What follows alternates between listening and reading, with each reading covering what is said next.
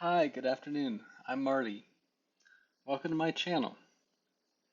Today we'll be going over problems in Wayne Winston's Microsoft Excel 2019 Data Analysis and Business Modeling. We will start with problem 1 in chapter 1.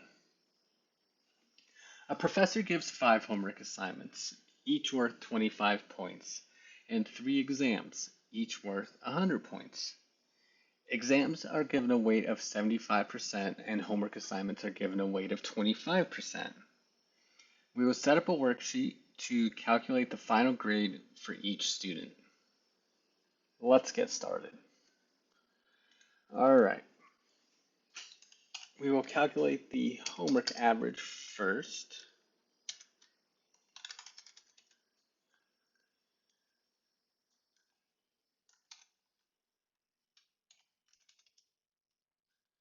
We will drop that down here.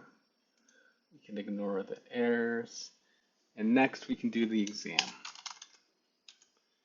Take that, drag there, and drop down. And we can ignore the error again.